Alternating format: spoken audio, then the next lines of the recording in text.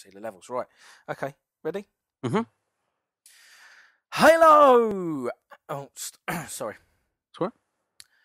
Hello, and SOCOM to the AA meeting. I'm Dan Clark, and with me is the lovely Mr. Chazzy. Dude, you've got it all modelled up. What? I think we should do a take 2 on that. Really? I know we've been away a week and a half, so I know like you forget things and that, but I think we need to do a take 2. All right. Let's start afresh. If you think so. Okay, fair enough. Hold on. Right. Hello. Hold on. Hello. Oh, God, I can't do this. We can do this, man. Like, Yeah. Go Yeah, on. hold Go on, Chazzy. Right. Okay. Here we go. Right. Hello. I am a podcast. No. Well, it's close. We're getting there. Right, We're getting there. Okay. Hold on. Right, here we go. Right, ready? Yep. Okay. Hello. Is it me you're looking for? And welcome to the jungle. We got fun and games. Mate, this is going terribly. Right, I'm proper rusty. Right, shall I write it down on some flashcards or something for you? Yeah, that might help, man. Cool. You start the music playing, and I'll grab my Sharpies. Okay, cool.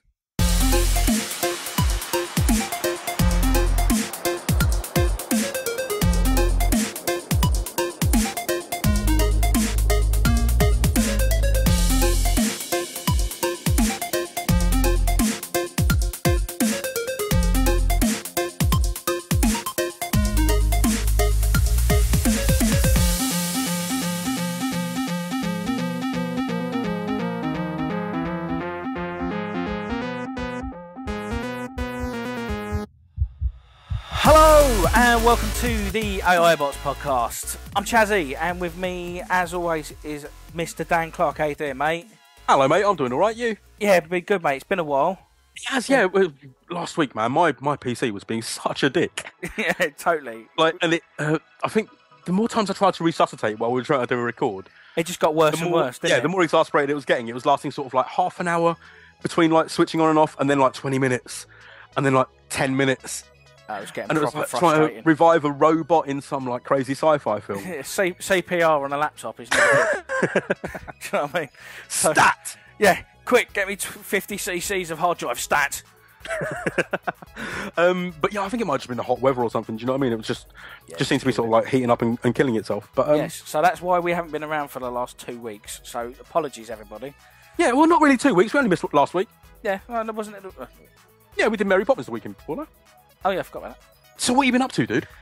I've been up to trying to get my head round. Well, Majin Willie has lovingly given me a copy of Crackdown to borrow to give back to him when we meet the guys at Eurogamer, the console ninjas. So so I've been trying to play through that, on his recommendation, and it was really weird. Just had a really weird experience with it because I was just trying to everyone obviously says, "Oh, Crackdown, amazing open world," and you go, "Oh, it's brilliant." You could just go jumping around, and the progression in it is so wonderful because you start off quite weedy, and then as you do stuff, you get more and more powerful, and blah blah blah blah blah. And you can leap across this and climb up that, and I was like, "Oh yes, it's brilliant," but it's got absolutely no story in it whatsoever. It just felt really like it was an open world that felt full of stuff to go and do, but not to do with the story. Yeah, like not much reason to do it. Yeah, not much reason to do it. Yeah, it was just like, oh fucking hell. See, I quite like the sporadic story where it would just be like, because you got the different factions. Yeah, but I didn't. But the problem was, I was sort of wandering around and not finding these faction areas where it would kind of the main bosses. Yeah. So I just found myself just wandering for 3-4 hours, just wandering around the city collecting orbs, and that was it. And I just thought, right, is this just like some weird orb collection game? For ages, and then all of a sudden... To be fair, a lot of it is that it's a big weird orb. There wasn't anything else like that at the time. It's like a 3D Mario game. You just go around collecting the fucking coins. It's a lot like Mario 64. Yeah, you're right, man. Yeah, so so I just... And it was just like, I really want to play this, but with a story in it. You wanted to be able to jump into the paintings, as it were. Yeah, exactly. So, so... Like a hub with no actual... anything coming off the hub. Anything coming off the hub, yeah, exactly. It was all fucking spokes. But so I ended up I was sitting there going, I could just be playing Infamous, because Infamous has got a story, and I jump about, and I've got superpowers, and I climb across rooftops. Fuck it, I'm going to go and put that in. So yeah, I ended up like firing up Infamous and going, oh brilliant, yeah, look, I've got all these superpowers and it's got a bit of a story. And then I started getting more and more frustrated with that, and I was just like, right, I'm stuck to this bloody build. Like, I love the fact that, you know, you sucker to buildings and like, yeah, it was just like the mechanics are like wonderful and a lot tighter than Crackdown, and there's a bit more of a story and a progression to push you on. And I was like really enjoying it, and then I started getting frustrated that, you know, I was getting stuck to cover and like I couldn't go in certain places, and the pathfinding's really like quite difficult to get to certain, you know, I'll get to this dot, but then it doesn't show you any real way of getting into this building, and it's all a bit like, and I just got more and more frustrated with it, and I was like, oh fuck it, I'm just gonna go back to Crackdown and, you know, go and collect a few more orbs. And I just ended up in this weird situation where I was kind of like going to Crackdown, collect a few orbs, getting bored with that, going to Infamous, doing a bit more of the story, and then bouncing between the two games. I was just like, what are you doing with your life? Just pick one game and play it. But with sandboxes, it's easier said than done, though, isn't it? They've all got such like, they've got pros and cons, but they're all so similar as well. It's, no, it's weird, man. It's just hard weird to choose. Yeah, it was just odd, man. Have you played the new Spider-Man? I haven't, no. Because when you were saying about sticking to walls, I've not played it either, but when I think of sandbox games, Spider-Man 2 really stands out for me. Yeah, see, I've never played any of those Spider-Man games. It's just, they never sort of really appealed to me. It was just like, all those sort of superhero games have never really kind of like floated my boat.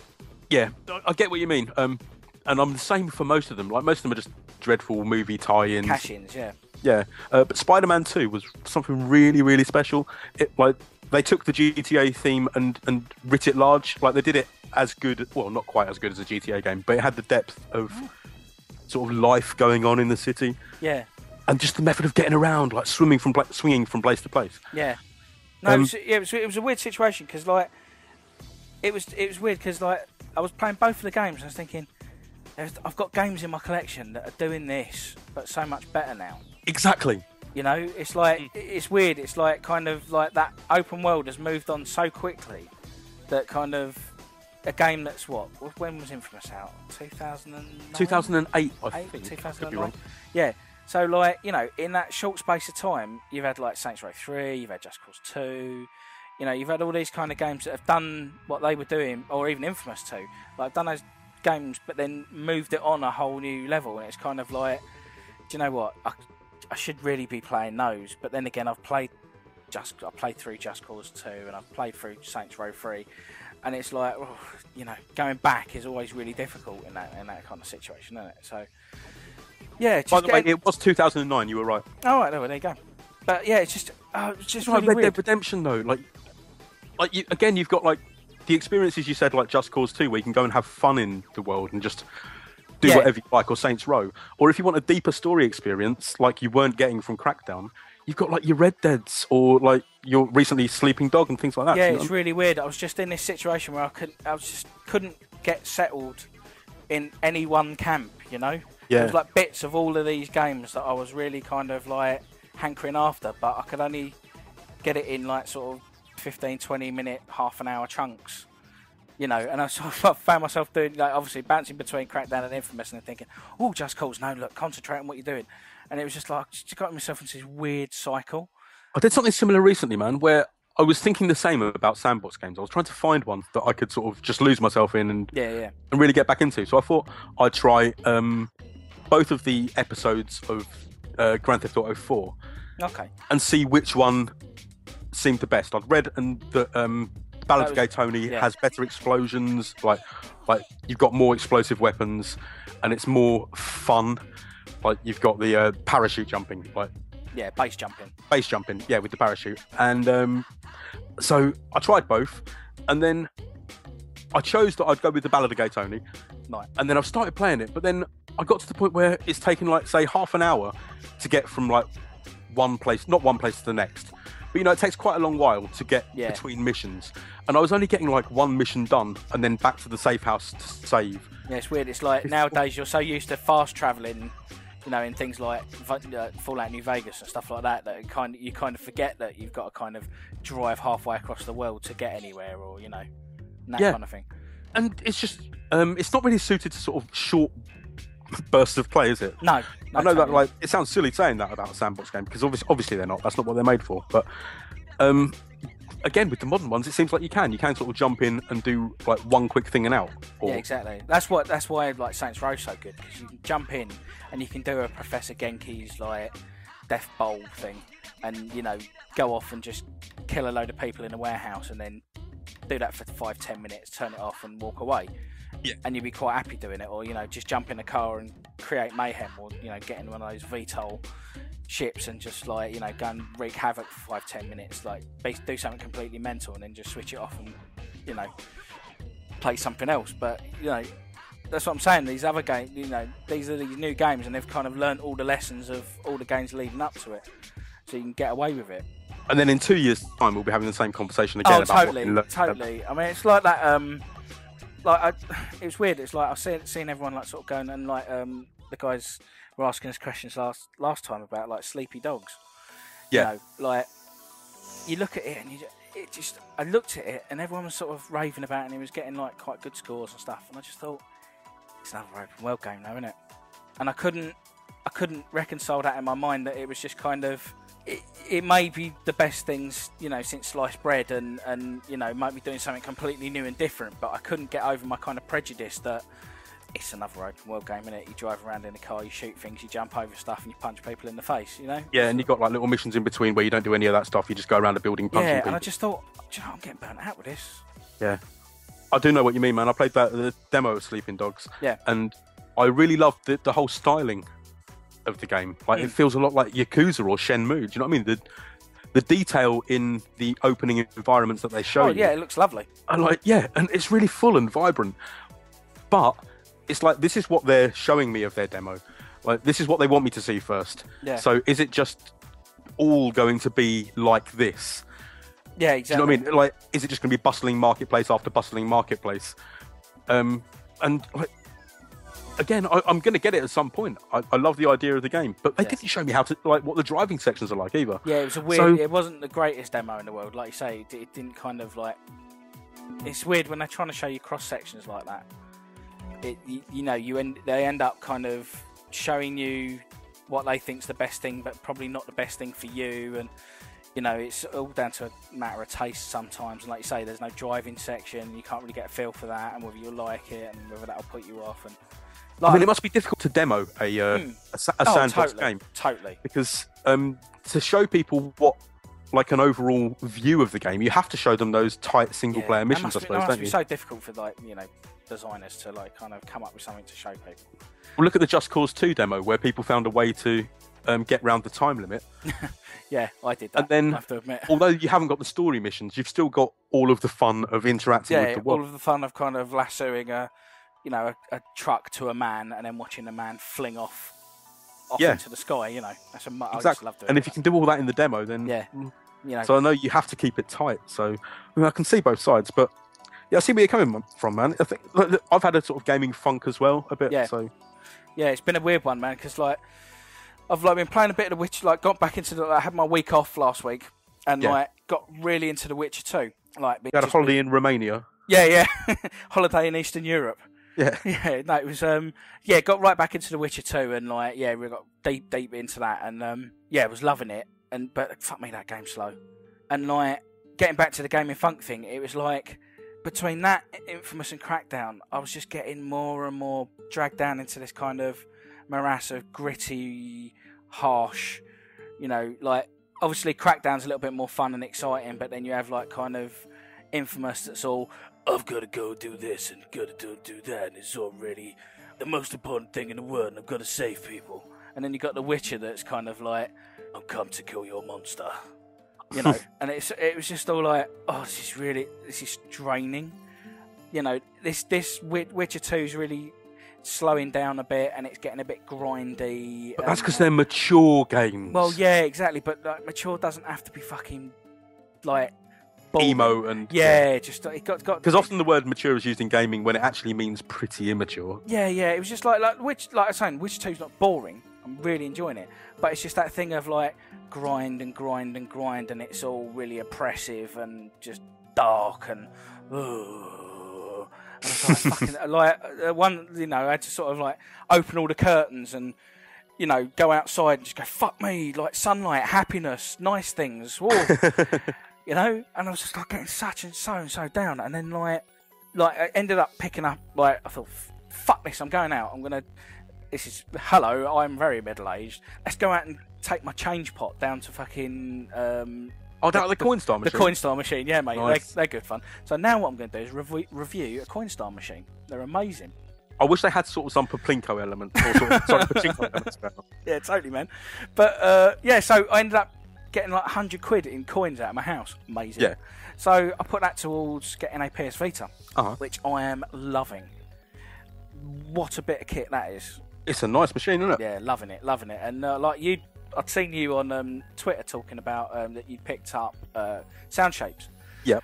So I thought, right, I'm going to get involved in this, like, see what it's all about, because you've been raving about it. Picked it up, and fucking did that break me out of this game in funk. It was amazing. It's good, isn't it? Yeah, it's just, what a game. Yeah. What a game. Just so cheery and happy, and just like a breath of fresh air, man. It's like everything that I've wanted for a game in quite a while, in a weird way. Do you know what I mean? That sounds like I'm putting it's not like the new Messiah, but do you know what I mean? It's a very naughty boy. But it's exactly away from what we've been saying. It's just such an abstract game. It's not. Yeah. It's not like these dark human characters in a dark human world where you can wander as far as you like into some middle distance. Yeah. Do you know what I mean? And it's just nice to play something that is so sort of creative and. Joyful. Joyful. That's exactly the word for it. It's incredibly joyful. There's nothing about this game that doesn't make you happy. You know, it's just the music's upbeat, the graphics are just so bright and vibrant and kind of it's such a uplifting game, man. Love it. Absolutely loved it. Like I said, because you especially, was it the Beck levels you like best? Yeah, I was saying to you, like, I was playing through it, and you've got like levels by Dead Mouse, which are all like kind of crazy and neon, and then like the Super Brothers guys have done levels, and they're really nice. Set in like a weird sort of office building. Yeah, done in that kind of like sword and sorcery, really nice like office building motif.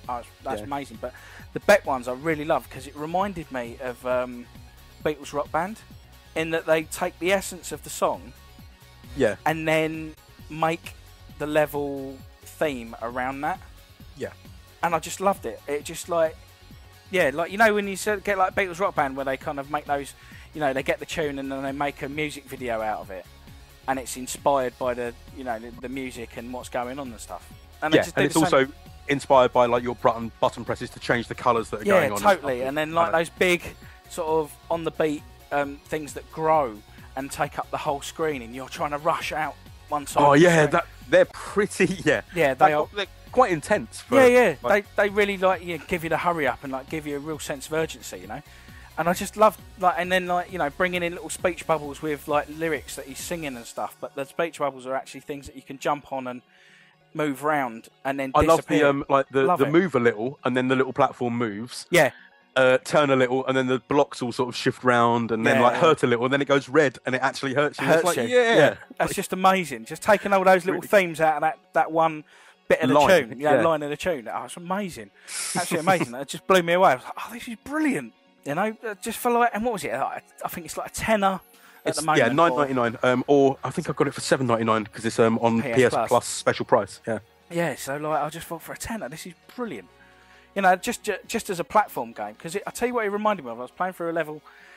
Lots of sort of flowers moving about, and it's like, if anyone doesn't know what Sound Shapes is, because we've now just waffled on about it without actually explaining what it is. Very good point. But what it is like a 2D flat, almost flat polygons, you know, just flat shapes. Yeah. And then you are a ball, essentially. Yeah, or are you a vinyl record? Because you come off a record player at the very start, don't you? Yeah, but the eyeballs on the side, which would, if it was the centre of a record, it would be in the middle. Yeah, I just didn't know if it was like a melted record or if that's the reflection shine thing, but it doesn't matter what it is. But yeah, man, it was just but you're this ball anyway, and you go through a series of platforms, which sounds pretty boring. But what it is, it's got the kind of mechanic of Meat Boy about it, where it's really, really precise and tight controls. Also, the sticking to the walls is very like Meat Boy, but you've got more control over it. Like you can hang in one place rather than constantly moving down the wall like Super Meat Boy. Yeah, you'll stay there. Yeah. And then, but it's just like... But the trick to this game is that everything is based on the beat of the actual music in the background. So you'll be sitting there and you'll just have like a little tink, tink, tink, tink. But as you collect like what are essentially the coins, the pickups in the game, you know, the little circles dotted around, and where the circles actually are actually on a sliding scale, and they're different notes and musical instruments. So as you're picking up the coins of the level, it's actually building the tune. So what you end up doing is you're going through this level, and not only are you making the music as you move through it, but you're also the song is actually creating platforms for you to move around on. It's really cool idea. It's quite a difficult one to explain, isn't it? Like, yeah. The way I was thinking of it was like sort of Super Meat Boy meets, say, Rez meets Cubase or GarageBand or something like that. Do you know what I mean? It's like a music creation, because there's an editor as well. So you've got like this like kind of music creation. So like you can actually, like you say, with like a Cubase or a music sequencer, you can actually plan out a song. But that planning out that song actually turns the song into a level that you can then play your way through. Well, it doesn't actually turn it into it. You have to do that yourself. Well, yeah, that's what I'm saying. Kind of the interesting thing. You place all the notes down, and that gives you a basis of a level that you can then start dropping objects. I can imagine some developers would have made it sort of quite half-assed, that either it's not a fully fledged sequencing package or not a fully fledged game level editor. Yeah. But it's like both work almost as sort of independently, but within the same editor itself. Yeah, that's so you can either start off like I've done mine from starting off from a tune, because I'm quite used to using sequencing packages. Whereas I can see that other people whose levels I've played have started off from like a visual theme, like maybe they're more a visual artist. That's the thing, is I've sat there and actually tried to make levels and they're through, and I put all the objects down and then work out where I can then place the notes within those objects. Yeah. You know, so I'm creating a level that then makes a tune, whereas you're creating a tune that then makes a level. Yeah, and it's interesting that both ways seem to work. Like, I love all of the levels that I've played from people that I've known on there, or that seem to come up in you get a news feed, and the levels that come up in that, like the top levels, like you can tell that people have had different inspirations for how to make them, but they all seem to work. Yeah, totally. As tight, like it's quite tight platforming controls, isn't it? So yeah, I mean, it's not like a kind of Little Big Planet where you're overwhelmed with stuff and it all seems a bit too fiddly. And you know, I mean, I gave it to my stepdaughter for 10 minutes, for her to have a play on. She created a level, and that was pretty cool. Like, published it to their website, and it's now like 2 or 3 people play through it. And like, I've given it a go, man. That's a really good little level. And it's just like, if a 10-year-old can do it in 10 minutes and make a pretty reasonable level out of it, you know, anyone can do it. You know? It's brilliant, absolutely brilliant. I just thought it, from start to finish, it's such a well-made game. It's just I know it's available on the PS3 as well, but I think it makes really good use of the Vita. Yeah. It feels like a Vita game. And you can tell from the editor where the back touch, obviously on the PS3, you have to select to move the item. Yeah, it's a little bit more clunky. You've just got an extra interface on the Vita. Well, the fact that you can just tap the front screen to place an object and then use the back screen to move it and size it up and stuff. Yeah. And you've just got that nice tactile feel of actually physically shifting something around a level. It's a lot nicer than having to kind of, you know, pick my thing, click it, select it, move it, pick it, click it, select it, put it down, you know. It's like, it just feels a lot more clunky on the PS3, but yeah, on the Vita I just found it like just so, you know, swipe, swipe, swipe, swipe, done. You know, it's just like amazing. But yeah, I'd love to see someone make, from playing around with that level editor, I'd love to see someone make a real sequencing package for the Vita. Yeah, like, it would be really nice, like Reason or FL Studio or something like that. Didn't they do one on the PlayStation 2 like years ago? There was Music 2000 and... Why do I want to say there was one called Beta-Rater that was... Beta-Rater, that's on the original PSP by Rockstar Games. There you go. So, that's available on the PSN store actually. But again, you're quite limited to just using samples in that, which is slightly true of sound shapes, although it doesn't matter so much because you're making a level rather than just making something for music's sake. But with the... You know, the whole thing is the scale as well as being the time frame in sound shapes. Like, it's the musical scale. So that gives you a bit more freedom than you got with Beta-Rater. But yeah, something like that, like a Beta-Rater 2 would be fantastic. It was like, I'd like to see one of the good ones like Reason or Fruity Loops. Do you know what I mean? Like a proper, you know... My Vita dreams that are never going to happen. But I think sound shapes will show some developers that maybe it could work. Yeah, I mean, totally. I mean... Like I say, what a great little game, and the sort of, what is it, 4 or 5 albums with levels inside that, and they are just so. Each one is completely different in look and sound, but they all play so well. And they also play individually as well. Yeah, like a lot of them have got a lot. Like some have got a lot of red things to dodge. Yeah. Whereas others use the red hurts. Use the environment a lot more. And what I liked about it is you can't die. You constantly respawn, and there's no lives, and there's no. It's all about you hearing the tune from start to finish and getting you there eventually, as opposed to meat boying it and you've got X amount of lives and that's it, you're dead. Meat Boy, you've got infinite lives. Meat Boy, you've got infinite lives, but like traditional platforming. I know what you mean. You kind of, you've got an X amount of, like Mario. You got X amount of lives and you die. It reminds me of when I used to have a Spectrum. Suddenly the poke for Manic Miner went around school, like the infinite lives poke. Yeah.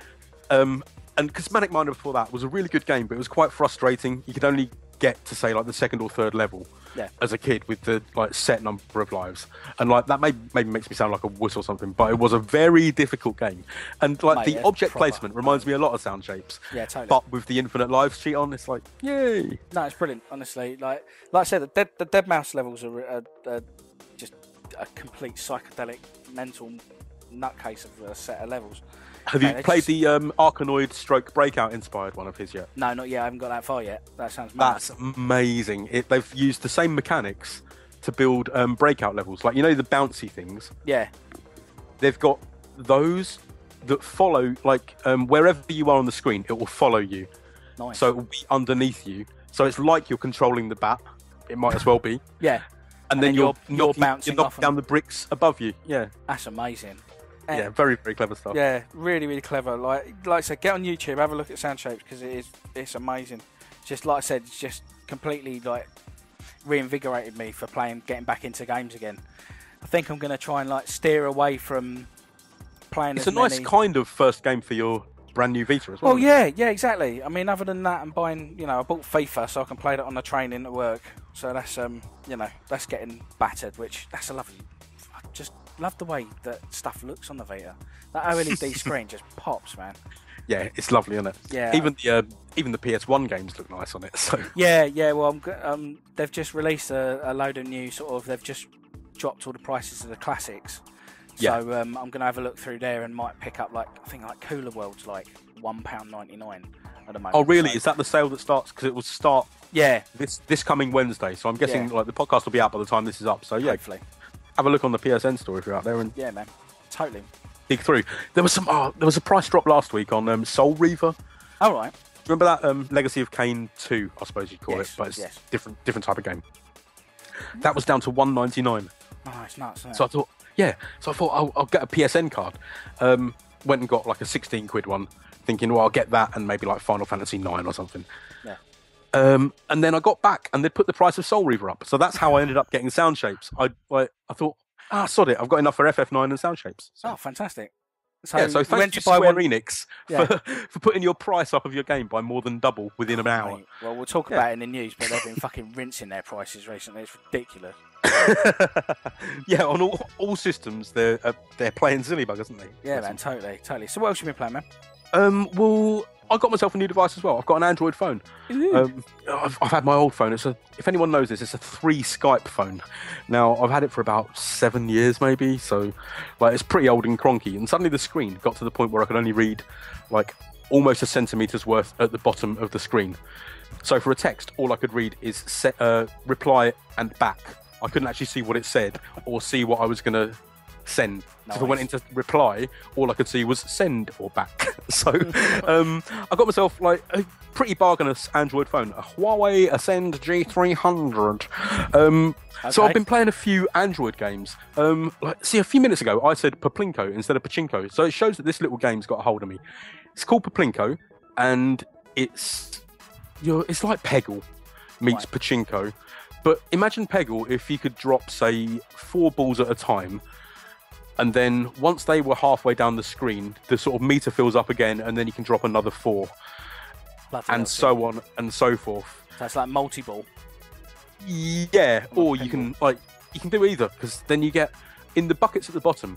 If you hit a green baddie, you get your score halved, and if you hit a purple baddie, it resets your multiplier. So if you set off too many balls at once, then obviously you're just going to hit loads of them, and it's bad news. But then at some points it will be bonuses, like up your multiplier by 5, or get yourself this many free balls, or whatever. So at that point, then you release a load and capitalize on there being no bad ones, that kind of thing. And it's the most simple, stupid, pointless game, but I fucking love it. That itch is that peggle itch you have. Yeah, it's like sort of not super peggle, but do you know what I mean? It's like a sort of hyperactive version of peggle. It's excellent. The only thing is, we'll lose you then to that, will we? No, I haven't played it in a good few days now. Sound Shapes has, like, thankfully sort of got me like building levels on that. Dragged you kicking and screaming, yeah? Yeah. But all the games on Android seem to be very much that sort of pay to win kind of game. Yeah. Do you know what I mean? So how are you finding the kind of Android marketplace and the kind of game landscape that's over there compared to, because I know you've got an iPod Touch as well. Yeah. I'd always seen people say that the Google Store, which is it's now called the Play Store, but it used to be the Android marketplace. Yeah, marketplace, yeah. People say it's like very much a Wild West, and I think it must have improved with Play Store, because you do get sort of categories now, but like not categories, but it's a lot more like Apple, where you've got your charts. Filtered. Yeah, like you can find things that way, but again, it's much of a muchness where people include other companies' search terms, like the name of other products, in their description. And I know that happens to an extent on Apple, but on Android, it's so bad that you get other products before you get the actual one you're looking for and that kind of thing. So there's kind of awkward bits to it. But then just the simplicity of being able to go on to, say, a forum for like free music, like the Nerdcore Now forum or something. Yeah. I can now go on and download an album and unzip it to my music folder, whereas I couldn't do that on an iPod Touch or an iPhone with Apple without going through the hoops. Like I could say put it on Dropbox and play it from the Dropbox app, that kind of thing. But just it's just such a free system. It's more like a PC, really. Do you know what I mean? It's cool. Weird thing to get your head around, having a lot of freedom over a device rather than it being sort of the walled garden of Apple. Of Apple, yeah, exactly. You've sort of walked out the walled garden and now you're free and you don't know what to do with yourself. yeah. And but like you were saying about what are the games like? You don't get the breadth of choice that you do on Apple devices. Really? Yeah. Is it all very pop cappy and you get your greatest hits of the iPhone on there, and you do get a lot of not necessarily the PopCap games themselves, although they are on there, but a lot of copycats. Yeah. Of that sort of method of play, and like Zynga copycats, but you get that on the iPhone as well. But as there's fewer sort of indie games and experimental games on the Android system, it's gonna say, do you get like a lot of kind of like like you say, copies or homages and stuff, but then homages that actually probably do things a little bit better? But if they were a bit more, if they were a bit more heavily promoted, you'd actually be like, oh, actually, this is better than, Plants vs Zombies, but no one's going to know about it because it's a copy and it's on the Android marketplace or something like that. Yeah, well, I'm sure there must be some games that are bettered through being a kind of copycat done by clever people. Yeah. But I think for the most part, it's just what you get on the iPhone without, say, 60% of the stuff. It's like most of it crosses over. Most of it is sort of hand-me-downs from the App Store. Yeah. But overall, you're happy though, yeah? Yeah, I'm happy with it as a phone. Yeah, but as a gaming device, when you've got a Vita and an iPod Touch, I wasn't really looking for another gaming device. It's just nice to sort of be able to play around with what an Android can do. But I don't think anyone would ever say that an Android phone, maybe other than say the Xperia Play or something like that, is a like a proper dedicated gaming device. Yeah. Although you can hook them up to like a PlayStation 3 controller and play emulators and stuff, can't you? So that'd be mad. Just you propping your phone up on like a pillow or something while you're playing with this massive controller.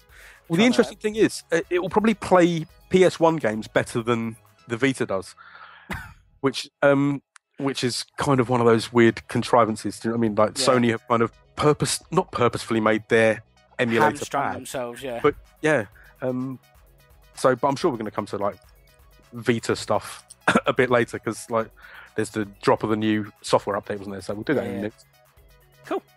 Yeah. Right. So is that everything? Yeah, I think that's pretty much me covered, man. Yeah. He says with his voice cracking and breaking. Is that everything? Played quite a lot of random stuff this past couple of weeks. It's been. Oh man, if anyone wants to find my sound shapes level, you can search for either Mealtime Strategy on the community page, or search for 3-screen 2-step. Like it's nothing amazing, but it's quite addictive, and I'd love to sort of see people time trial it.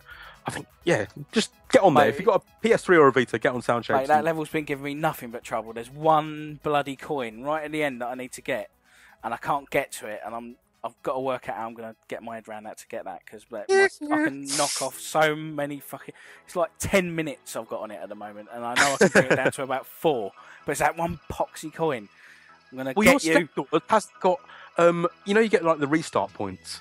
Yes. Hers hasn't got one of those for ages. She did that on purpose. I know she has, and it ends up being like Tony Hawk's or Trials, where it's like start, retry, start, retry. Like if I know I've done one bad jump on her level, or like messed something up, then it's start, retry, because I know that I can't beat my time unless I do that. I know, it's mad. It's mad. Yeah, so let her know that she's driven me nuts. Fair enough. I will do. She'll love that.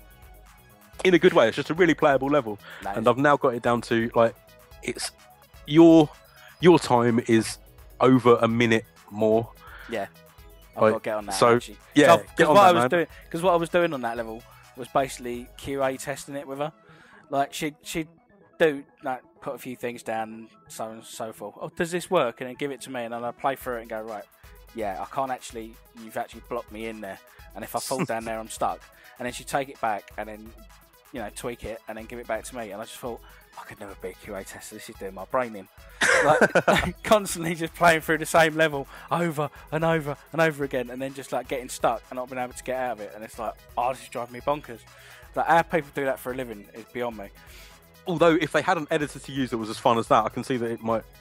Yeah. It Although, might be... I suppose, I'm thinking of it as that I'm making it and playtesting it at the same time. But if you were just doing that one bit, I can see that might be. Yeah. Imagine just doing one screen over and over and over again until you get it right, and then going, right, now I'm going to do another screen. It's like, please, darling, stop.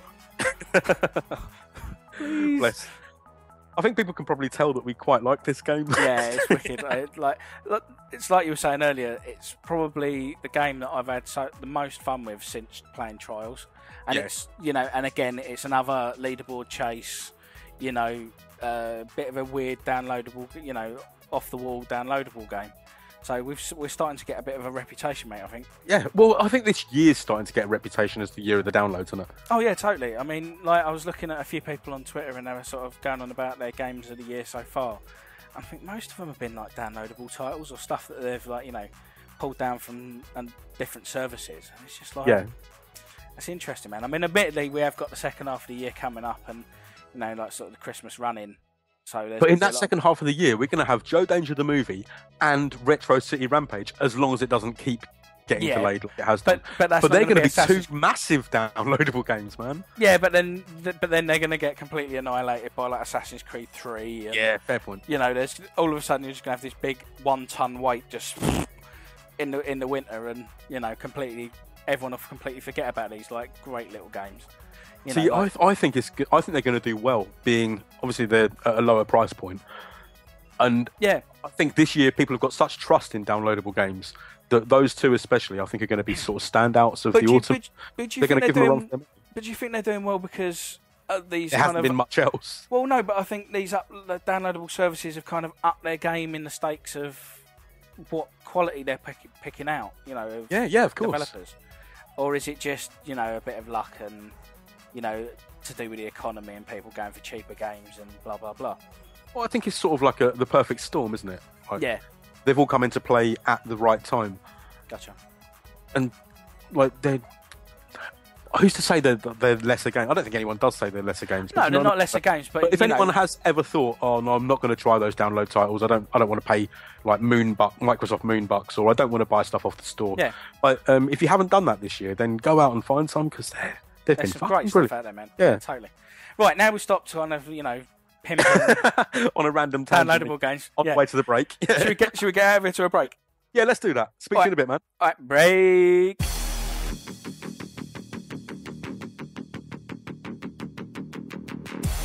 This song right here is about my favorite game in the whole world, Worms Armageddon!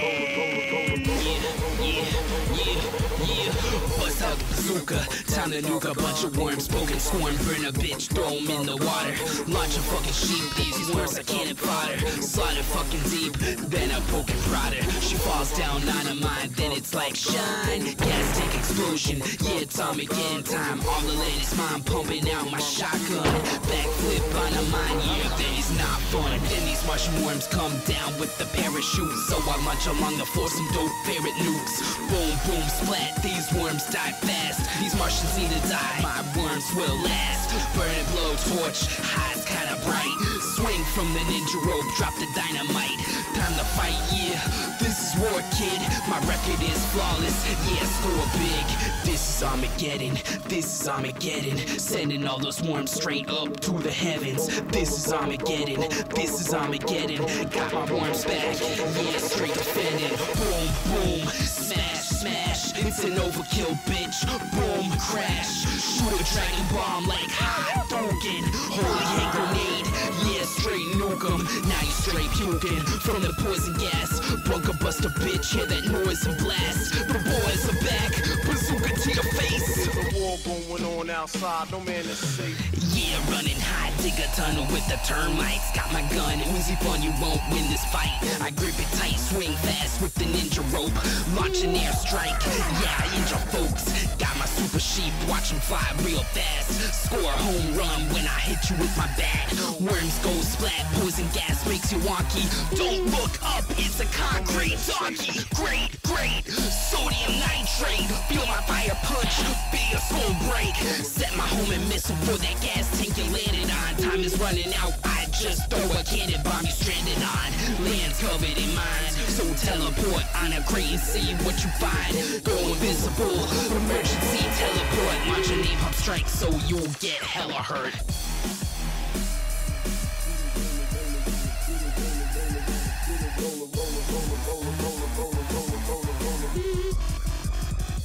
And we're back. Now, that tune you heard there in the break is by a guy called MC Rection. And you can probably tell he's a bit of a fan of Worms Armageddon. Now, I've been on the Nerdcore forums quite a bit lately because I'm planning to go to this gig up in London that he's playing at. And so when I heard the tune, I thought, well, he asked if either of us had a PS3 with Worms Armageddon that we could play. And I haven't got a PS3. Chazzy hasn't got Worms Armageddon. Nope. But he said, yeah, well, bring me some new challenges from the listeners. So if you send us in your PSN name, we'll pass them on. If you'd like to have a go with a rapper playing Worms Armageddon. Yeah, exactly. Like most surreal item in a podcast ever, probably. Our new feature, Playdates for Rappers. Yeah, exactly. Like next week it'll be like Kanye with Carcass on or something like that. Excellent. So cool. Yeah, do let us know. You obviously have the game Worms Armageddon available. That's probably your best bet. Yeah. And we'll pass them on. We can't guarantee that all of you will get a game that send anything in. But yeah, he does want people to shoot in the face with bazookas and all that kind of stuff. And get on ninja ropes and shit. Yeah. Ninja ropes. I've lost my ninja rope skills. I used to be really good at that, and now I just sort of ping about everywhere going into mines. Yeah, I never learnt the ninja skills, unfortunately. Ooh, Hopefully I can get those off the console ninjas, mate. People are going to think that's our excuse for not playing this with MC Rection. Yeah, exactly. That we're just totally rubbish. But it's not, I promise I haven't got a PS3. And Chazzy's deleted it from his hard drive, so yeah, no evidence whatsoever. Can't prove a thing. Yeah, but if you're free on the 15th of September and you like that tune or you're into nerdcore and general geeky music, yeah, he's playing at a gig at Brixton Jam and it's 20 quid and you get like 7 hours of music of all different genres. So yeah, if anyone fancies a gig, I'm going to be there. Chazzy might be there. So yeah, Pop your face in and say hello. Yeah, that'd be cool. And then we've had quite a busy news week this week, haven't we? Yes, mate, it's very busy. Well, I say we, I mean like the wonderful world of... Here at AI Bots News headquarters, it's been incredibly busy. Exactly. You know that? Do you remember they used to have the little ticker machine in films? Yeah, exactly. Yeah, exactly. We've got one of those and it's just spewing out paper all over the floor. In fact, like the fact that we've got such a retro piece of getting our news is probably why we've got this week-old news for you. No, exactly. We're a week behind. Yeah. So, retro news. It's a new feature. Yeah, and this one did stand out a bit, didn't it? Like, yeah, exactly. This is the pricing for The World Ends With You on the iOS. iOS, yeah. Now it's £13.99, which nuts. It's quite a lot for an iPad and iPhone game, isn't it? Well, yeah, exactly. You think? I mean, admittedly, like it's quite a big game, but like you can get it for $4.99 in game new on the DS, and it just seems mental that they want $13.99 for it on the iPad. Just yeah, seems ridiculous. You've got to carry a cartridge round with you with the $5 one, haven't you? Do you know what I mean? There, yeah, and you've got to go to a shop. See, like. Oh right, yeah, okay. So that's an extra tenner, like for the carriage, for not having to. You were there. You'd probably have a coffee, maybe a bacon sandwich, something like that. Yeah, and exactly. then like the car parking in town, petrol to get there. I mean? Yeah, like they're really helping you out here. Like, they're doing us a favour. It'll probably cost you about 20. Plus, you're going to buy the game as well, so that's 25 quid. They're saving you like 11 quid on that. Mate, you should work in PR. Yeah. Play devil's advocate for Square Enix. Yeah, exactly. For my shekels. Get your CV in, mate.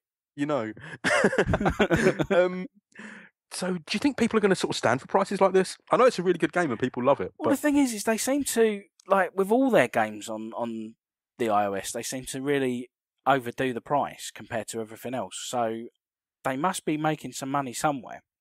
Is it possibly that prices for the most part are sort of globally level on the App Store?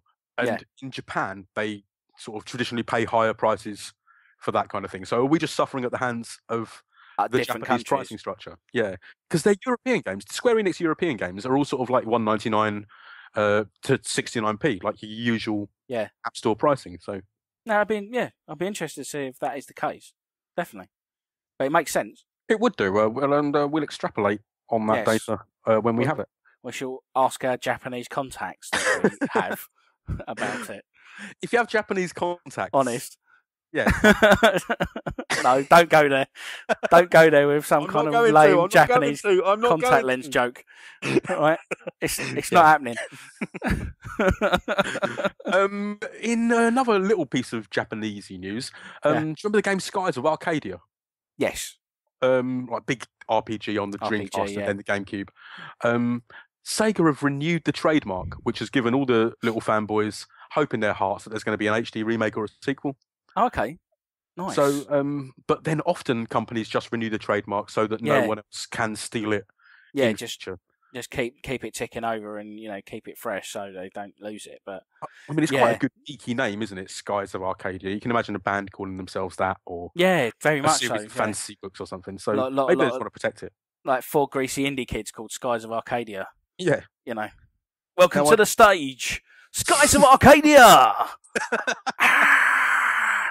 The crowd goes wild. Yeah, exactly. I'd love to see an HD remake, but I don't think it's going to be that. So, unless Sega are going to get behind this prog rock band. Well, maybe they're like lining up a kind of what would be amazing. They're lining up like some kind of like Dreamcast launch where they're going to launch like a load of retro games on a downloadable service somewhere at some point. They get that and Shenmue and. Yeah, well, they've promised that for years, though, haven't they? Well, no, but the thing is, we've had rumours of all these kind of games recently, and it's kind of like I'm not saying that it's going to Jet Set Radio performs. Well, exactly. You never know. It might be some kind of like. We thought that when they released Sonic Adventure, then Crazy Taxi, then Space Channel 5 on the on Xbox Live and PSN, everyone thought, they're using this as a test. Then we'll get Shenmue. And then after that, we heard, Shenmue's all ready. It's made. It's all ready. Someone's got it on there. Like, they've got the secret bit of XBL for journalists. Exactly. Yeah. There were pictures of someone that had Shenmue on their screen. Now, there were rumours, like, no one knew if it was a hoax or not. But everyone at least knows the game's ready. Yeah, so no, totally. What are they waiting for? Because then they're going to get all of us to buy Jet Set Radio, and then maybe they'll put out another couple of crap ports of games that no one wants, but people will still buy them, thinking, this will mean that we'll eventually get the good stuff. Yeah. Like once in a blue moon, they'll do a good one, like Jet Set Radio or Sonic Adventure, if you can call that a good one. I just reckon this is some lawyer somewhere just quickly, upping the trademark for another few years, and it's like all of a sudden, it's just popped up on someone's RSS feed or something. Yeah. I'm guessing it doesn't cost much to re-register a trademark. No, exactly. Like, it's worth it, isn't it? So listen to us, trademark lawyers. Yeah, you're ripping people off there. Yeah, man. In other news, Resident Evil 6 has been stolen. Now, not the whole thing. It's not like it now belongs to Activision or something. It's like they sneaked it away. It was one copy in a massive truck. It's like when they say like Smoking the Bandit. Yeah, or the pound on the news. Like, yeah, exactly. The pound has been stolen. Yeah. Some kind of weird brass eye day-to-day sketch. Someone has stolen the pound. Britain has gone into chaos. I think they actually did do that. So. There you go. Well, it's an homage. That's what we call it. Yeah, exactly. So somewhere in Eastern Europe, a few copies of Resident Evil 6 cropped up. Now, it's not due out until October, but apparently the game's been ready for quite a long while, and Capcom have just been sitting on it. Is that right? Yeah, that's what I'd heard, that they'd got it done, but they wanted to move it to this financial quarter just to like massage their figures a bit. Interesting. Yeah, but yeah, and then because it's been sat there, I think I don't really know the full story. To be honest with you, it's just kind of from the vague recesses of my brain. Well, it's difficult to tell when a game's stolen because no one's going to know where it was stolen from. Obviously, it's a distributor somewhere. Yeah, exactly. Because at first it was thought that the street date had been like sort of broken by the retailers over there, but it's such a big gap that I don't think that's actually possible, is it? No, exactly. Like, you can understand shops releasing, say, a game on a Thursday when it's out on the Friday, because they can argue that our competitors did it, so we did it. But like this far ahead, I don't think that's the case. No, that is just someone stealing it to get their own little grab your hands on a few pirate copies, Yeah. Well, they're not even pirate copies; they're actual. Well, yeah, no, but they'll take that and master it, and of course, yeah, it'll be on the torrent sites within no time, exactly. Surely. Now, at the moment, well, as of yesterday, someone had a copy on eBay for over €1,000. Mental. Buy it now, that was. But the listing's gone, so I don't know if someone's either bought it in a private sale or it's been removed for being like stolen goods. But hey, they've just announced a new demo today as well, haven't they? So yeah. Are you excited for Resi 6 at all? Not at all, mate. Not at all. Not at all. The thing is after 4, tried 5, didn't like it, and does that necessarily mean you're not going to like 6 though? Well, this is the thing. If they've heard everyone talking about, it's weird. It just leaves me completely cold. I'm not interested in it in any like. I don't know. It's just it feels to me like the whole series. I know there's a lot of big fans, and I know that people love it and blah blah blah, but it just feels like it's just gone stale and dead, and just like it should just go away and be put out of his misery. But I might be in the minority. Only giving them like one game to. Well, it's not that. No, it's not that. It's just I think with like the whole where they've rolled it out on the 3DS and it wasn't very good, and they've tried to move into different avenues and stuff. And yeah, you've got like the first person shooters and yeah, exactly, and all that. And I just feel that it's kind of it's been around for a fair old while now, and it's just to me the concept seems a little bit long in the tooth, and that it's being stretched out a bit. Would you be happy with, say, like if they came out with a game called Resident Evil, there was an entire reboot just with the theme of zombies and the corporation? If they started afresh, like they did with like the new Devil May Cry. Yeah, a lot like that. Yeah, I don't see. This is the thing, is I don't know, because I just think that the problem is there's so many bloody zombie games now that it's just been diluted. When it first came out, I don't think it was something quite stark and new and wow and different. But I think now it just seems like it's another zombie game. It could be bloody Dead Rising. But I know obviously it's which not, again is a little more fun, maybe. Do you know what I mean? Maybe. Yeah, exactly. I just think that I don't know. It's just the concept for me is wearing a bit thin now. And I just think that they've spun out so many stories from it now that they're disappearing up their own story chain, like a bit like the Metal Gear games. They got to 4, and there's so many bloody loose ends to tie up, and there's so many. The umbrella's eating itself. Yeah, exactly. Yeah. No, See, I think it's quite an interesting storyline. I still want to know, but that's the thing. We're waiting on answers for games that happened 15 years ago. Yeah. And they just seem to do these sort of side stories that partly relate to it, but don't ever tie up all those loose ends that they've built up over the years. They tease you a little bit and then never get to the good stuff. Yeah, I suppose like a zombie soap opera. Yeah, exactly. What else we got? We've got I think, did you buy your Vita in Japan? No. Oh, I just thought you might have helped out with this because Vita's just topped the hardware chart in Japan. Fair enough. Well, maybe I did. Maybe might have yeah, exactly. Tipped it over the edge. Yeah, but no, it was. You never know. Like the game around the corner from me might be like sending all their sales data back to Japan or something. Yeah, it might be some sort of like tax write-off. Yeah, exactly. Yeah, so this is the first time I think that it's topped the hardware chart, at least since launch, like since the launch window. And until now, the actual original PSP has been outselling the Vita, which is quite worrying. So it's quite nice to see it do really well and top the chart. That's pretty cool. Well, it seems like it's getting a bit of a it's getting a bit more traction now. So yeah, this in Japan is mainly due to the game Hatsune Miku. Okay. Which is a big Japanese sort of rhythm action-y fantasy singing simulator type thing. Sounds great. Yes. Sounds like just up my street, mate. I think it's a very Japanese game, to be fair. But it's not quite what Monster Hunter is, but it's another of the big sellers on the original PSP in Japan. So, so that's what's helped it out. But maybe it's the kick up the arse that the Vita needs over there. So yeah, maybe. Well, maybe it's to start good things, man. Well, they got 269 PS1 games when it all went live last week. But like 260 of those are Mahjong variants. Yeah, you're totally right. And then there's a couple of hentai games that you should probably avoid. Yeah, a couple of tentacle porn games. Yeah. Oh, but did you feel sorry for the Americans with this Vita thing? Now, I know it's difficult to feel sorry for them because they get a lot of stuff earlier than we do anyway, typically. Yeah. But when there was a promise of 100 downloadable games for the PS1 Classics range on the Vita, and the USA got 9. Jesus. And the thing is, like, in America, they're going to be looking at us in Europe with like our big list of games, and then looking at like Japan and their big list of games, and they're just going like, "What the fuck?" Because the thing is, there's a bit of a trend now, like where Europe's becoming a bit more of a major player in that kind of market. Yeah. Like stuff's starting to come out over here first and that kind of stuff. It's quite, I know it sounds bad, but it is quite nice to hear like guys on American podcasts going, why have Europe got it first, and getting all indignant about it. And it's just like, well, guys, look, you've had it your way for so long. Like pretty much back to, say, the NES and sort of Mega Drive and Super NES days. They've had more games than us and earlier. And until quite recently, they had them cheaper than we did as well. So yeah, exactly. But it is not, like I say, it is kind of like there's a little thing of like, oh, brilliant, we're getting new stuff now, and you're having to wait. Oh, right, yeah, now you know. Like for the those 3 Wii RPGs.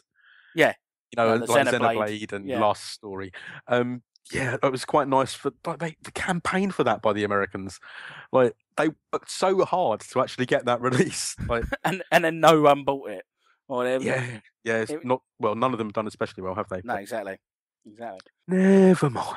Now, this is a story that is a bit galling for maybe for us older gamers. I don't know if it's an age-related thing or not. But one of the EA bosses has said that he's proud to have not greenlit any single-player games.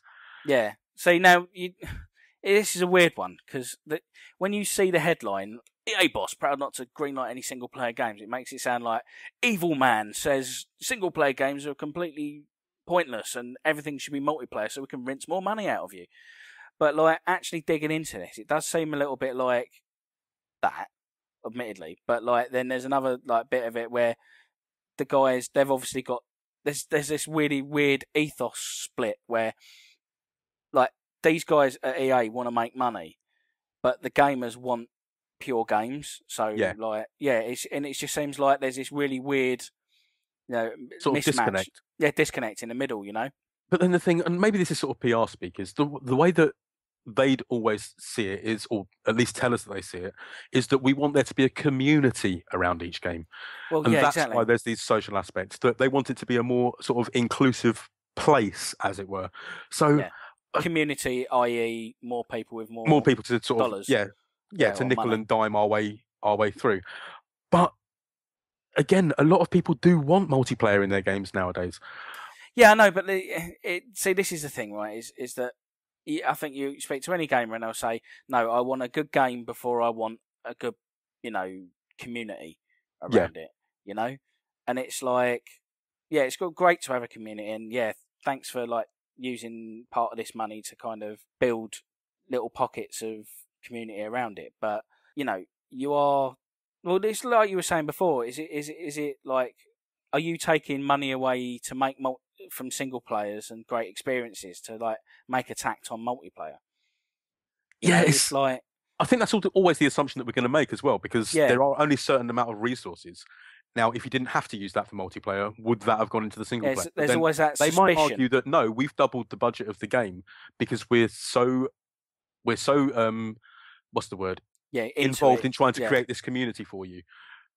Do you know what I mean? They could always weasel their way out of it, couldn't they? But no, exactly. But it's weird because you're always going to have that suspicion that there's obviously something gone missing in the being cut from the single player to like make the multiplayer. But like you say, you never know. They might actually be backing it and ploughing that money into making like multiplayer experiences and trying to make a really great product. But also by saying something controversial like that, and knowing that his quote is going to have an advert for EA's free-to-play titles in it.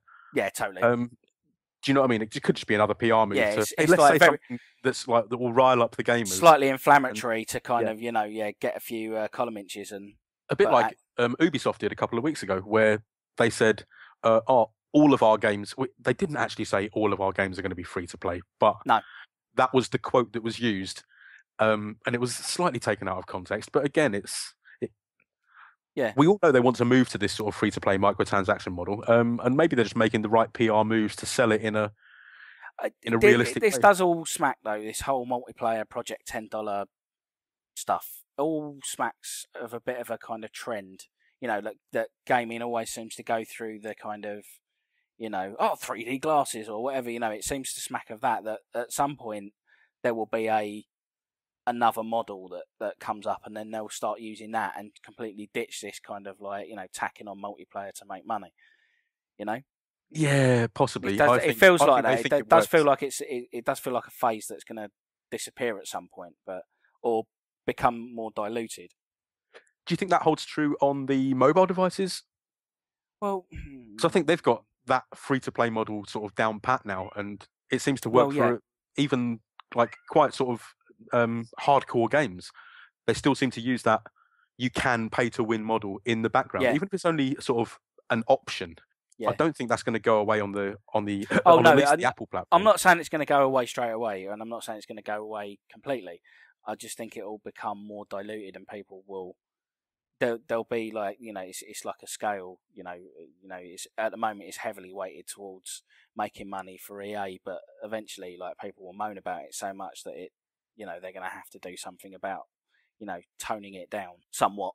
Yeah, possibly. I think by the time that the kids nowadays who are growing up with iPad games and in-app purchases, I think they're just going to be used to it, and it'll just be like the done thing. Maybe. And us people that like can see the problems with that have got this world of like free indie games that are away from that. Do you know what I mean? Like there's always true. Yeah, life finds a way. Yeah. Oh yeah, very, very true. Moving on, there's something a bit more positive. There's some really good price drops on the download services this week. That's on XBLA and PSN. Yep. So the one that I'd really recommend to people on the Xbox side is Stacking, which has dropped 900 points to only 300. Yeah, no, it's pretty mad, isn't it? I mean, it's like a Double Fine game that everyone was kind of semi-raving about, and that's just like 300 points. That's like it's basically just going to clear up my account so I can get it back to like normal, like back down to zero again. that extra 100 points that I've been trying to get rid of. Yeah, that's going on Stacking, mate. Oh, good stuff. Yeah, no. And then there's also Geometry Wars Evolved 2. That's half price at 400. Rascal's the same, down to 400, and Limbo down to 600. And I'm guessing most people have got Limbo already, haven't they? But yeah, and that's for gold members, so it's basically halved in price. And that seems like a pretty decent deal for a game that everyone was raving about to be like, half price at the moment. That's I think it's been half price a couple of times before, and it is quite short, but yeah, it is a seminal game. Yeah, man. It looks wicked.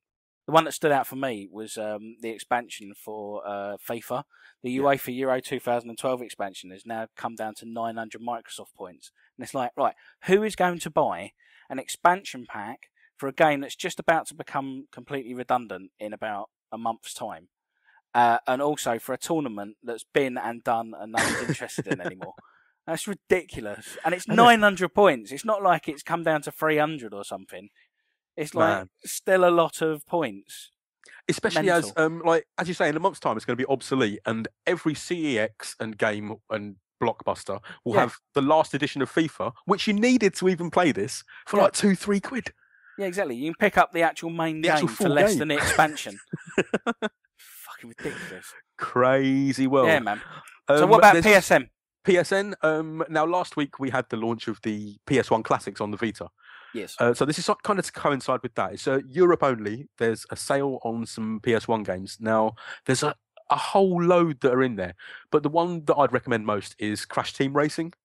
Oh, right, sweet. Which is, I think a lot of people would probably assume that it's an inferior clone of Mario Kart, like all of those things are. But it's as good as, say, Donkey Kong 64. It's got that sort of hub world and level and mission structure, like a bit more to it than a Mario Kart game. It's it's something really, really special for a couple of quid. So I'd pick that up. Then there's Cooler World. Do you remember that? Yes, mate. Yeah, I was going to say Cooler World. That was the one. The two that stood out for me on this were Cooler World, because I had that and used to spend hours drunk off my mind playing Cooler World when I came back from the clubs. So I'm looking forward to that. That kind of, you're like a ball going through. It's weird. It was like you could go upside down. You'd go across like levels, and you could go underneath levels, and it was all in a 3D world, and you could spin it round, and it was like a mad puzzle game. Yeah, completely mind-bending like puzzle game. Oh, and it had like lovely chilled out music as well. Yeah. And you've got like different, like even though like the backgrounds are just sort of a sort of 3D image, I suppose, aren't they? Like just a pre-rendered image, but they still look beautiful for the time. So I think they look nice on the Vita screen. Yeah, and then the other one was the other one I liked was G Police. I got really into that at the time, the old Psygnosis game, and like the old geodesic domes that you had to fly around, kind of Desert Strike style, in your helicopter, like taking out all these like different aircraft, and I think it was like surface to air and air to air and stuff. Now, I didn't play this at the time, man. I loved it. It always just looked to me like, I suppose I've never equated it with Desert Strike, like you're saying. I always just thought it looked like a sort of Blade Runner-y, your typical corporation-y future. And I think at that time there was like Syndicate and other games, so I just kind of ignored this. Like, I loved it. Would you recommend it? I would. It was. I really, really enjoyed it at the time. I think if I went back to it now, I'd be like completely repulsed. But yeah, I think like because of the old graphics horror, but like because it had the old what was it? There was some like storyline, like there was smog or something, and then that was the excuse for having like this mental like fog all over. Draw distance of about like 10 meters in front. Yeah, exactly. Yeah, an arm's length away. But yeah, it was. I really enjoyed it at the time. I remember spending many a happy hour, kind of annihilating stuff in G Police. So it's well worth picking up, man. Who would win out of G Police and Turok Dinosaur Hunter in a fog competition? Do you reckon? A fog off. Yeah. Umpired by Foghorn Leghorn. I'd also recommend, man, Toy Story 2. Now, you're going to think it's just a licensed... Just a video, yeah? Just on DVD? The PS1 version. It's by Traveller's Tales, who do the Lego games now. Oh, right, okay. And it's one of the last games before they got to the Lego games, I think. So I was going to say, is this like a precursor to, like, as in, there's tech you can see kind of and ideas from this? There's being brought into the Lego ideas that games? you can. I mean, it's not got the same isometric view as the Lego games. Although the Lego games, the camera does move around. This is more like your Mario 64 type view. Right. But yeah, it's got the idea of different objectives on each stage. And does that make sense? Like you've got hub world and being able to go off and do sort of different missions from there, and it being sort of a more, I suppose it's a bit more sandboxy than the Lego games. But yeah, very much the idea of sort of collecting all the trinkets and the sort of typical platform flavors, Yeah, bits and bobs, yeah. Yeah, but it's done very well. And I'm a fan of Traveller's Tales, so cool. I'd say give that a go. I might have a look at that. Yeah, give it a go, man. Yep. Also, these games look really nice on the Vita screen. Oh, cool. I'd forgotten that polygons vibrate a bit, if that makes sense. Yeah, it's a little bit of like kind of pull about. Jaggy wobble, yeah. Yeah, like the characters in FF9 look like they've had a stroke or something some of the time. It's like, stop moving! Yeah, but your eyes kind of adjust to it. And that might be partly due to the fact that we got the 50 hertz versions in the PAL regions. Ah, gotcha. And they're the ones they've put on the store, even though, but why don't they give us the 60 hertz ones? Yeah, seems a bit weird. Because we're playing on a portable system now, we can run that. Yeah, but exactly. It's because they need to release it across Europe, so they can't they can't have UK getting the American ones and everyone else getting blah blah blah. No, strange.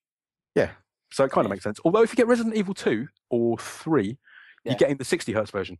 So they've imported. They found it more difficult to not do that, which kind of gives me hope that we'll get some more of those imported games from the USA that we never got, like Chrono Cross and Legend of Mana and like Xenogears and stuff. Like they won't release them here because we never had a release back in the day. It's like, well, that shouldn't be the reason why you don't release it now. But then again, financially, there's all that bollocks in it. Like financially, does it make sense? And is there an audience for it if it never came out here? And blah blah blah. It can't be much cost just to putting something on. Just port it really. You don't even have to port it. The copies, because I've made versions for the PSP off of the original discs. Oh, okay. So it's not a difficult process. Do you know what I mean? Should you be talking about that, mate? Is this like some kind of? I just imagine you in some kind of like hacking situation, like you're in the like the X-Files, where you had the all the geeks in there, like technology, hacking away at stuff. Yeah. I'd imagine you like that, mate. I'm hacking the ROMs together to get it on my PSP.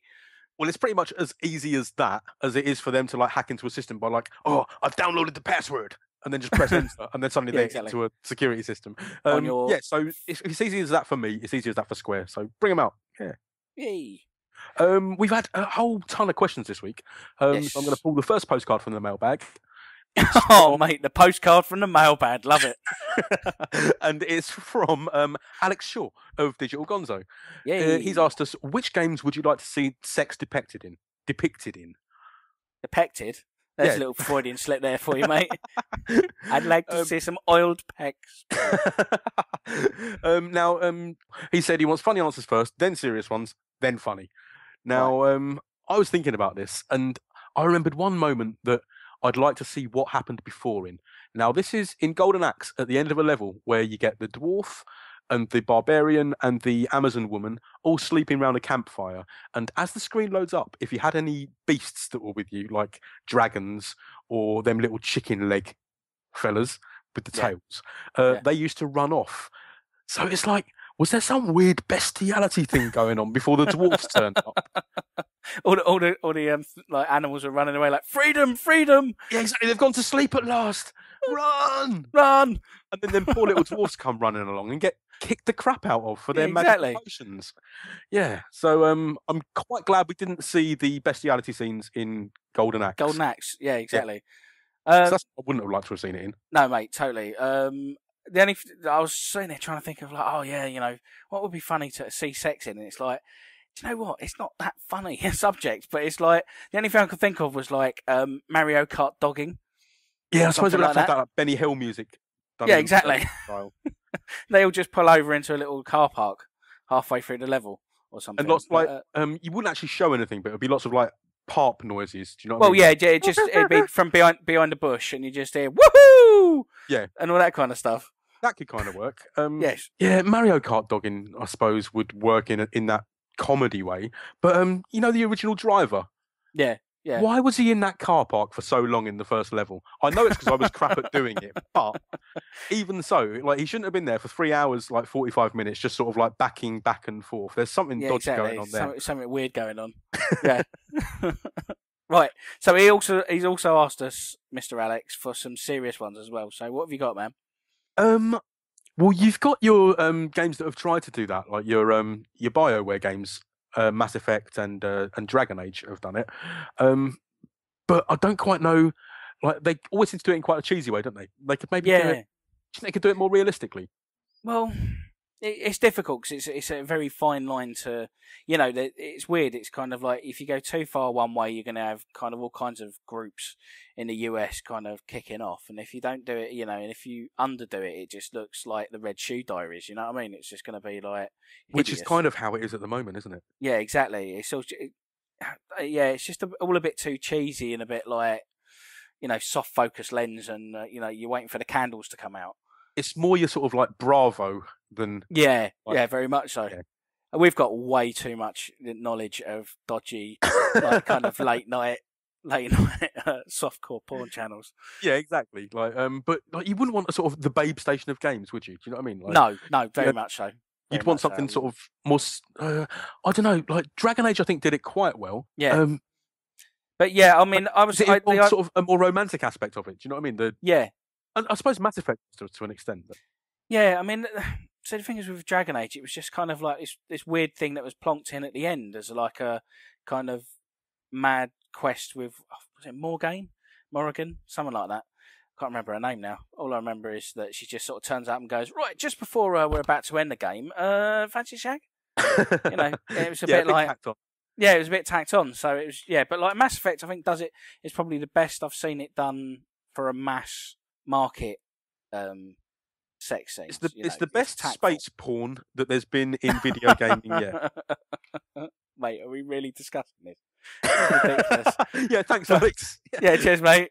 But I mean, and like going down a serious route, like I can imagine like a Dragon Age-esque game that was based in like kind of the Game of Thrones universe, because that's very like they're very upfront about like their overt sexual content and stuff.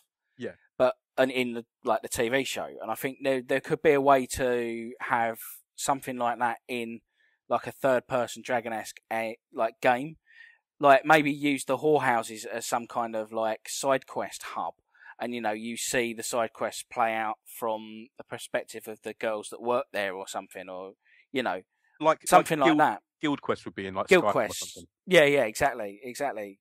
Maybe that's one way to kind of use it as more of a thematic device as opposed to like a completely overt use of just like, well, hey. Now, if it was done like that, you'd probably have to see events sort of run one after the other. Yeah, concurrently. But it might be interesting to have it as a sort of because how would you work like that? A chapter or something like that. Yeah, that you got to see it from different perspectives at the same time, so you could see the sort of sexual machinations going on behind the political connotations that end up coming about. Do you know what I mean? Like someone taking over a certain house or something like that could have been related to something that went on to do with the whorehouses. Do you know what I mean? Or exactly. I think it'd be interesting to see the events from different perspectives. Yeah, no. So that's one way of doing it.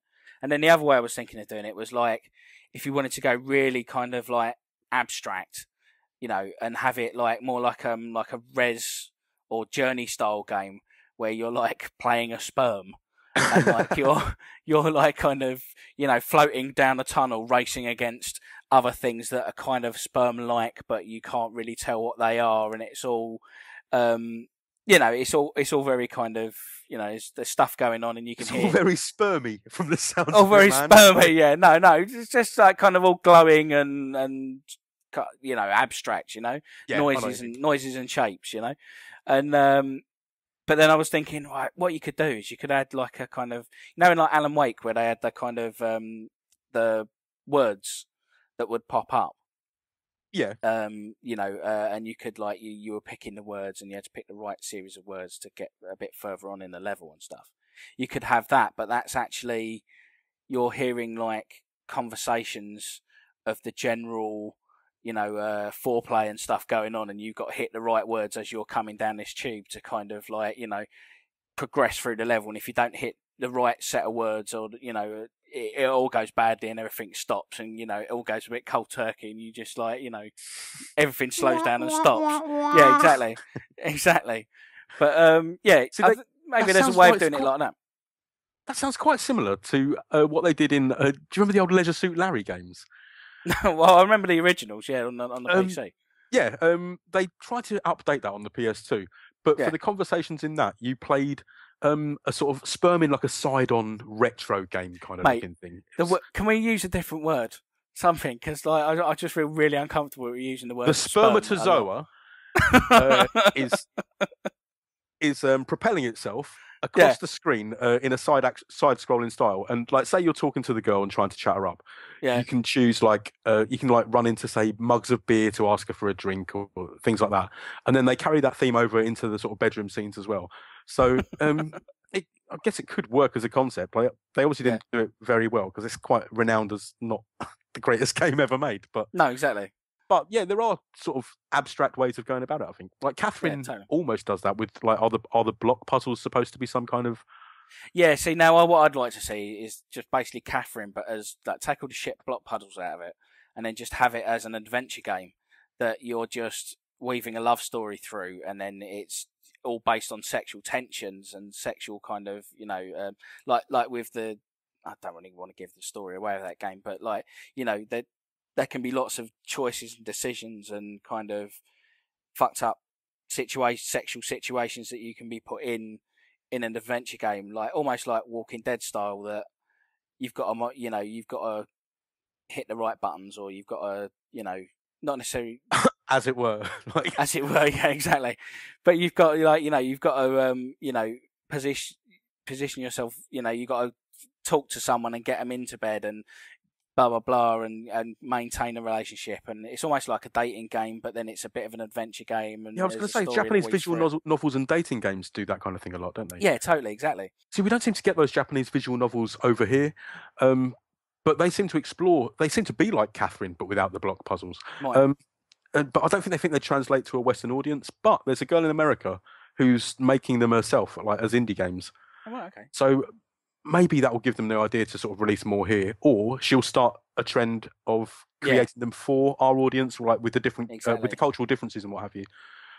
They look really interesting. One of them's set in the 80s, and you're talking to like the partner in the game via old bulletin boards. Oh, okay. So it's kind of an adventure game, but set almost like a text adventure, but but set on the 80s internet. Yeah. Right. And then the newer one is set in the modern day with like emails and whatnot. Oh, and yeah, they're called Analog a Hate Story and Digital a Love Story. But if you search for Christine Love video games, you'll find it. Cool. I think that's kind of like, I don't think having actual sex scenes in the game is maybe what is. Yeah. Because they're horrible creatures to look at. No, like, exactly. Characters, do you know what I mean? It always reminds me of like kind of a Ken and Barbie doll just smashing up against each other. Yeah. It never looks right or feels right. It just always feels a bit stilted and weird. It's very off-putting. And no matter how many polygons you throw at it, there'll still be that uncanny valley when it comes to thinking of, well, hang on, like, should these digital characters be in this situation? Like, But is it like when when you're a kid and like the smoochy scene would come on in a film, the sex scene comes on in a video game and you just sort of go, oh, for fuck's sake, I've got to sit through this for 2 minutes, and it just doesn't ever, I always just have that kind of, oh god, love scene. Yeah, fair point. But I think games like love is one of the lesser explored themes. True. So I think there is space for that. Definitely. I think it should be explored, but like maybe not as sort of like wearing its heart on its sleeve, like not being like a sort of Sleepless in Seattle or something like that. Do you know what I mean? But just as a sort of an underlying theme in more games, maybe. Do you know what I mean? Yeah. Like Heavy Rain tries it, and a lot of games are based on relationships, and maybe it's just taking that a little bit deeper rather than showing, like I say, two polygonal models like rubbing their crashing into each other. Yeah. Right, let's get off this because I'm getting more and more uncomfortable by the second. Seeing they're cringing. Yeah. Please, Mum, don't listen to this. Please, please, please, please, please. Yeah, so again, thanks, Alex, for that. Cheers, mate. We've had another one from Furiace. Yes. And he's asked us what we're looking forward to seeing and playing at this year's Eurogamer, and who or which developers would we like to see there. Like, I think he means who we'd like to see that aren't on the list. Oh, right, okay. So what I'm looking forward to most, from going the previous 2 times, is the Indie Games Arcade. All right, cool. Because it's stuff that you don't know is going to be there. The rest, you've got a list of these big name games that are going to be releasing, say, 3 weeks afterwards, even a week afterwards in some cases.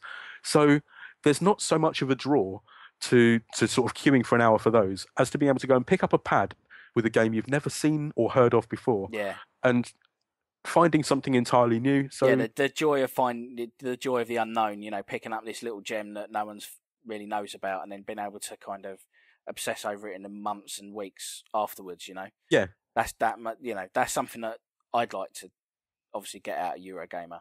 Very much so. But also with those games you tend to get the developer there showing their game as well. Yeah. Like they're not going to be there all of every day Yeah. of all of the weekend, but you can talk to them and ask them questions. So like rather than having to queue for a panel, you can just go and say, hey, what is this game about? Why are you doing this? So so that's what I'm looking forward to most about the whole thing, I think. No, that's cool, man.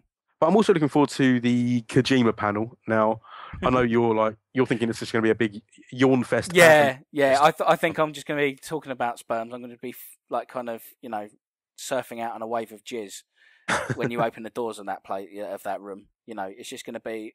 To me, it just seems like it's going to be like a load of fanboys trapped in a room, sort of, fawning over Kojima for 2 hours.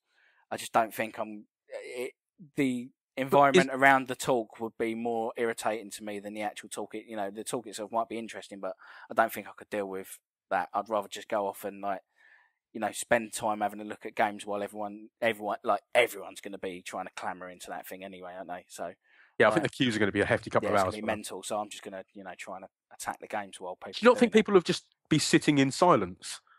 Like, yeah, I know, but it's that. I don't know. Like the same as for any other panel, like. Unless it's just because you know that there's going to be loads of fans. Yeah, there's just going to be an atmosphere, and it's just like, it's fair play to the guy, and like everyone really enjoys what he does and stuff like that. But there's there's something about a Metal Gear fan that kind of there's that that they overdo it, and it's like kind of I just feel it's going to be a bit of a kind of fanboy fest, and that is just going to that atmosphere is just going to irritate the fuck out of me. So which panels are you going to go to? Me, totally. In all honesty, the Lorne Lanning one looks really interesting. The one about Abe's Odyssey. Yeah. Just because I've heard Lorne Lanning interviewed a few times on podcasts and stuff, and the guy's quite entertaining, and I'd like to see him come out with a few little juicy tidbits about like that whole, Oddworld.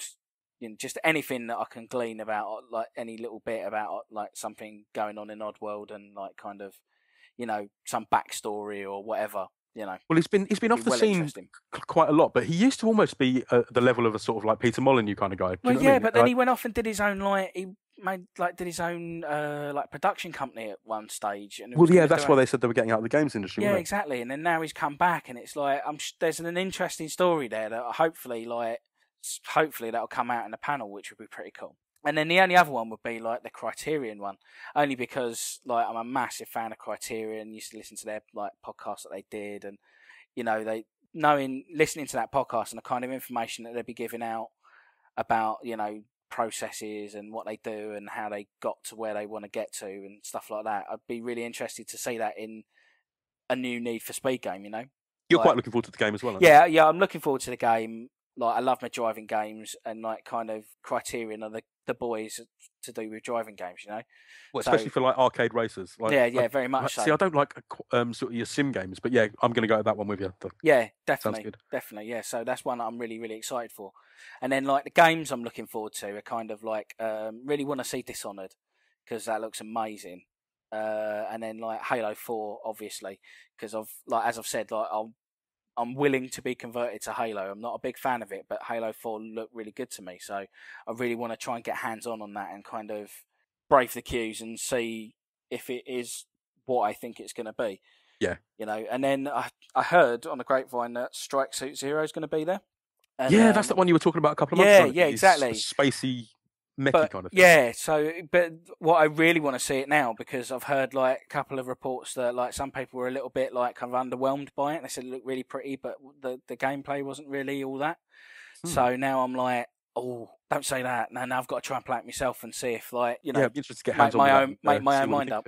Yeah, so yeah, they're the ones I want to check out big style. People are going to hate me for this, man, but I'd like to play Black Ops 2, even though it's going to be out like a couple of weeks later, and even though the queues are going to be horrendous. But there's something about that game that interests me, Really? I think they're doing something right. Yeah. What is it about it that interests you? Well, I can't explain my overall thinking that I think it's going to be a great game and a bit of a game changer. But one thing that really is a game changer is the game casting, where you can kind of do a live podcast over Black Ops 2 while changing the camera angles. I know you were saying that to me, and I was like, what we should do is just like set up a game night one night on Black Ops 2, get everyone involved in it, and then just you and me commentate on what's going on, and then just like record it and upload it to YouTube every week. But like, although you're going to be on there like in a list with like a dozen, like hundreds and thousands of like 10-year-old kids just swearing, so it will be difficult to sort of like find things on there, I think. But but it's interesting that they're building that in, sort of like MLG type features into the actual framework of the game. Yeah, that's like cool, it just seems like something that could have been done years ago, but never has. But it's just such a huge feature to include, I suppose. It's like the software to do it would usually cost hundreds of pounds. Yeah. And they're just including it as a feature. So on the disc. Yeah. Yeah. So I think it's going to be fascinating to see how that pans out. And I know they're probably not going to be showing that at Eurogamer, are they? But no. But so what else have you has like tickled your fancy as for Eurogamer? You know, like is there any like other panels or? Yeah, I want to go to the Lorne Lanning one. Yeah. But then straight after that, there's Ninja Theory doing the Devil May Cry, DMC panel. Yeah. So I think if you go to one, you wouldn't be able to go to the other. Yeah. See, for me, I if I were you, in all honesty, I'm probably going to go Lorne Lanning. Really? I thought you were going to say DMC, man. No, because I don't know. Lorne Lanning's more of one of those, like I say, one of those industry figures. He's almost at the time like a Kojima or a Molyneux or one of those. There's got to be some amazing stories come out of that panel. It's just got to be. Damn right. He's kind of a mad artist, whereas the guy from Ninja Theory, I think, is going to be more of a technical guy, rather than a creative. So it was quite funny. I was going through that list of like who's on and you know what panels are on and stuff. Yeah. And then I saw Crytek Warface. I was like, what the hell is Warface? Is that some kind of like, you know, like with the EA Sports game where you like photograph your face and like facial technology. And then I looked into it, and no, it's a game. Warface is the name of a game. What an awful fucking name that is. Or is it brilliant? Do you know what I mean? Does it go all the way around the diagram? Exactly. It's one of those worst and best things, isn't it? Like there's a game on Game Boy Color called Monkey Puncher, which it's a great name, but it's a rubbish name. So. Yeah. Oh, mate. But yeah, apparently that's like some kind of free-to-play military shooter. You know, and it's like it's got the weirdest, most generic name for like the most generic game going at the moment, a military shooter that's free to play online. To sort of crib a few sales off COD by mistypes of warfare on Google. Right, gotcha. They're going like, it's only one letter away. People might type that and get confused and like buy the wrong one off Amazon. Maybe, mate. Maybe it's like a Transmorphers. Yeah, like the next will be like Warfade. Or like that thing, or that Brave DVD that someone's made Braver. Nice. Yeah, it's like, you know, just get it one letter different, and no one will notice. Right, so we got any more questions, man? We certainly have. We've got one from Ryan Ashley, who's asked us if we're looking forward to Epic Mickey 2. He said, "Looking forward to Epic Mickey 2, yo." Cheeky, because you know Ryan's working on that, don't you? Yes. Yes, so, mate, yeah. But having said that, there's really one way we can answer the question, isn't it? Yes. But it is sounding like a really good game. So. No, it does. It's one of those ones where I was quite intrigued with Epic Mickey 1, but like didn't pick it up for whatever reason. And then hearing that this one's co-op it might be a good game to run through with my stepdaughter. So I have actually been seriously thinking about picking it up so I can like sort of co-op through it with the little one. So also, the more that's getting mentioned about it, it is becoming clear that it's going to be a much bigger, deeper experience than the first one, isn't it? Yeah, fingers crossed, man. Fingers crossed. So he's been comparing himself to Deus Ex, hasn't he? Oh, right, Warren really? Spector. So yeah. So Ryan, make it good. Yeah, please do. Yeah. I'm sure he will. Like, because it's just basically a one-man project, isn't it? It's Ryan just being told what to do. Yeah, really. Yeah. Basically, I can imagine it's just him, just with lots of like paper and like wires and. Yeah, and string and yeah. A bit like a Magpie project or something. He's just sitting there going, "You are two complete idiots." So yeah, the answer to that question is yes. We're looking forward to it. He's also sent us another question. So we're doing 2 for the price of 1. Me. This is how hard would you fight for a Games Master Golden Joystick? Mate, I'd literally almost sell my own mother for one. Seriously, at the time, because that was it for me when I was a kid. But could you use it as an actual joystick? I reckon, right? That was they literally just popped down to the local computer centre, buy 5 or 6 of them out in the shop, spray them gold, and then just give them to him in a box with the little wires all plugged in underneath. Yeah. I reckon you could literally have taken those out and used them. You do see them come up on eBay every now and then. Really? Yeah. Nice. Yeah, so maybe I would have fought seriously hard. What would you have played, mate? If you because I always used to go on there. I always used to go on there. See, I always used to watch it and then watch him playing it and think, I could do so much better than that. Why are you playing so rubbish? Yeah, fair point. I think it would always have been easier when they put you up against a celebrity rather than another person your own age. So what would you play and who would you play?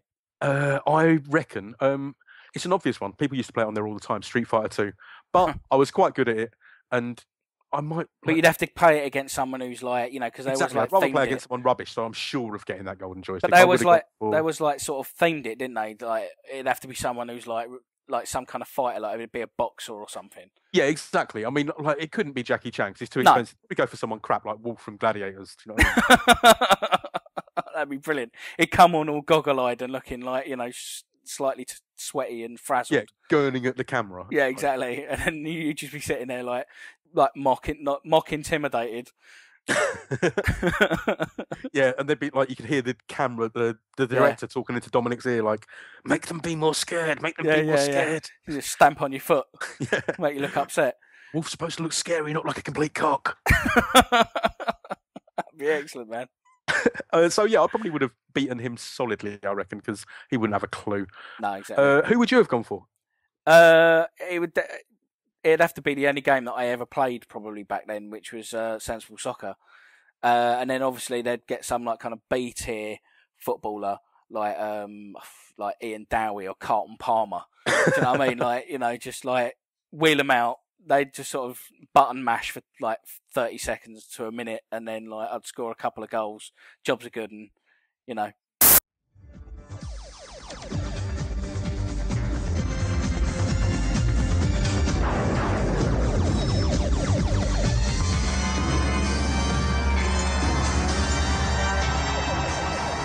Welcome back. Now, before the break, we met Chazzy, who's going to be facing Sheffield Wednesday's Carlton Palmer in a game of sensible soccer on the Amiga. Joining me in the commentary box is Julian Jazz-Rignall from Mean Machines. Hello, Dom. I do like a good football game, and Sensi is one of the best. Well, you've got the perfect hair for a football challenge, Julian. I thought Pat Sharp had turned up for a minute. You're just jealous of my lovely mullet. So what advice would you give to our challengers today? Well, it's a question of tactics and defense. Whatever. The referee's about to blow his whistle, so let's get over to the game. Let's. Oh my gosh, he scores from the kickoff! I've never seen that before. I've seen a few very good players do that in the office, but yes, it's a very rare occurrence. Now he's got the ball again. He's taken it.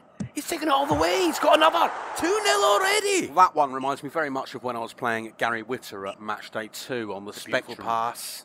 And a shimmy. That's 3! That goal was a very similar set of circumstances to when I thrashed Dave Perry at Emily Hughes International Soccer very recently in the office. You might want to shut up, Julian. We just missed another goal. That's number 4. Wow. Something special's happening today. I think it's clear where the class is today. The boy's obviously been practicing. Yeah, he's obviously put in the groundwork here, Dominic. But I think he may have been reading the tips in the latest edition of our sister magazine, Computer and Video Games, which was released last week and is available from all good news agents. Oh, and he slides in and knocks it past the keeper. That's 5. That's identical to a goal I scored against Radion Automatic on Kickoff 2 on the 24th of June. Can he make it 6? Yes, he can! Matt Bilby, Microprose International Soccer, 28th of July, 1989. Oh, and he goes for a cheeky 7. Richard Ledbetter, Super Soccer on the SNES, 13th of March. So, as the virtual players go off for their bath, please give a big round of applause for this week's Golden Joystick winner, Carlton Palmer! Thanks very much, Dominic. I've not played a computer game since Pac-Man back in the day, so Must have been a bit of beginner's luck. Well, it certainly didn't look like luck. You seemed very skilled. But over to Chazzy. Now, what went wrong with your performance today? Oh, Dom, at the end of the day, it was a game of two halves. I gave it 110%, but, there was some shocking defending out there. Take nothing away from the lad, he's done really well, but my performance has left me sick as a parrot.